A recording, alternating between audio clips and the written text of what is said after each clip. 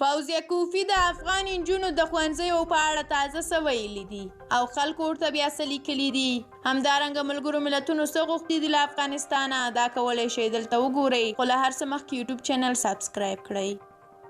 د پخواني حکومت د سولې مرکچي ډلې غړي فوزیه کوفی ویلي دي چې افغان نجونې باید په خپل ښوونځي بیرته پرانیزي او ښوونکي باید د اعتراض په ډول دوی سره په خوا کې ودرېږي.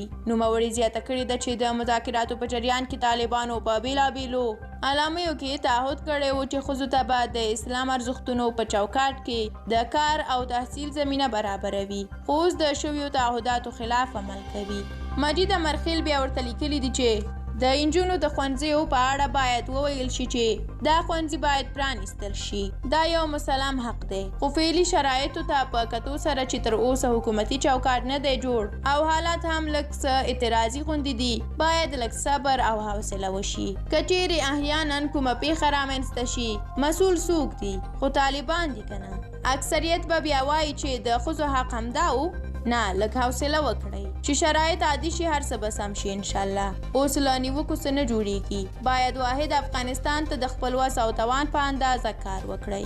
همدارنګه ساحل لیکلی دي فوزیه کوفی د افغانستان د اخلاقي فساد طرحه، د مخدره موادو ترافیکه او د امن د کور په نامه د بد اخلاقیو د مرکزونو د جوړولو مؤسسه د پیسو غلا باید نړیوالې محکمې ته معرفي شي. د ننني ناورین اصلي مسؤلین همدا خلک دي او باید د دوی د نیولو او محاکمه کولو لپاره لاس په لاس شو. که هر څوک په واقعي توګه د اصلاح او قانونمندۍ ټینګولو غوښتونکي دي، نو راځئ د خدای د رضا لپاره د دغې پلیتې او فاسدې کړۍ د محاکمې او نیولو اقدام وکړي.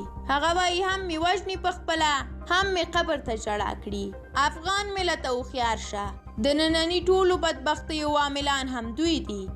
د دې ترڅنګ بیا ملګرو ملتونو په افغانستان کې د نجونو د ښوونځیو پرانیستل وغوښتل. د ملګرو ملتونو د ښوونې او کلتور ټولنې یونسکو په افغانستان کې د نجونو د ښوونځیو بیا پرانیستل غوښتي دي، که نه دا حالات به د ولس نیمې برخې ته نه جبرانېدونکي پایلې ولري. یونسکو داسې مهال دغه غوښتنه کوي چې په افغانستان کې یوازې د هلکانو ښوونځي بیرته پرانیستل شوي دي.